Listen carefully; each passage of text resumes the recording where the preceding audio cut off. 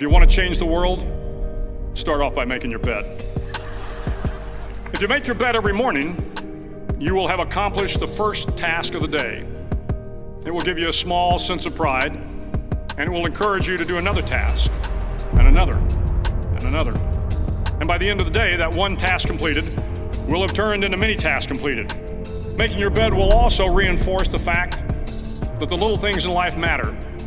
If you can't do the little things right, you'll never be able to do the big things right. And if by chance you have a miserable day, you will come home to a bed that is made,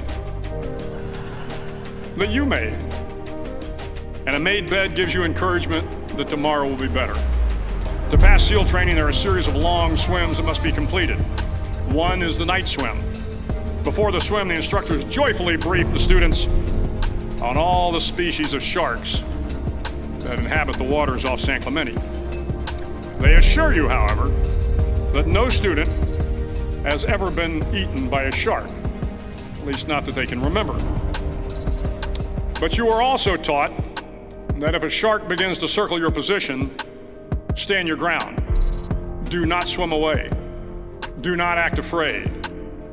And if the shark, hungry for a midnight snack, darts towards you, then summons up all your strength and punch him in the snout, and he will turn and swim away. There are a lot of sharks in the world. If you hope to complete the swim, you will have to deal with them. So if you want to change the world, don't back down from the sharks. Over a few weeks of difficult training, my SEAL class, which started with 150 men, was down to just 42. There were now 6 boat crews of 7 men each. I was in the boat with the tall guys, but the best boat crew we had was made up of the little guys, the Munchkin crew, we called them. No one was over 5'5".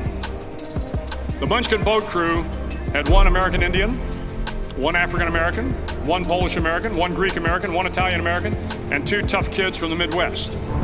They out-paddled, outran, and outswam all the other boat crews.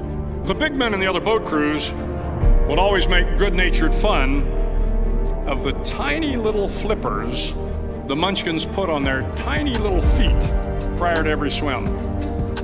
But somehow these little guys from every corner of the nation and the world always had the last laugh, swimming faster than everyone and reaching the shore long before the rest of us. SEAL training was a great equalizer. Nothing mattered but your will to succeed, not your color, not your ethnic background, not your education, not your social status. If you want to change the world, measure a person by the size of their heart, not by the size of their flippers. The 9th week of training is referred to as Hell Week. It is 6 days of no sleep, constant physical and mental harassment, and 1 special day at the Mud Flats. The Mud Flats are an area between San Diego and Tijuana where the water runs off and creates the Tijuana Sloughs, a swampy patch of terrain where the mud will engulf you. It is on Wednesday of Hell Week that you paddle down in the Mud Flats and spend the next 15 hours trying to survive the freezing cold, the howling wind, and the incessant pressure to quit from the instructors. As the sun began to set that Wednesday evening, my training class, having committed some egregious infraction of the rules, was ordered into the mud. The mud consumed each man till there was nothing visible but our heads. The instructors told us we could leave the mud if only 5 men would quit. Only 5 men, just 5 men, and we could get out of the oppressive cold. Looking around the mud flat, it was apparent that some students were about to give up. It was still over 8 hours till the sun came up. 8 more hours of bone-chilling cold. The chattering teeth and the shivering moans of the trainees were so loud, it was hard to hear anything. And then one voice began to echo through the night. One voice raised in song. The song was terribly out of tune, but sung with great enthusiasm. One voice became 2, and 2 became 3, and before long, everyone in the class was singing. The instructors threatened us with more time in the mud if we kept up the singing, but the singing persisted, and somehow the mud seemed a little warmer, and the wind a little tamer, and the dawn not so far away. If I have learned anything in my time traveling the world, it is the power of hope.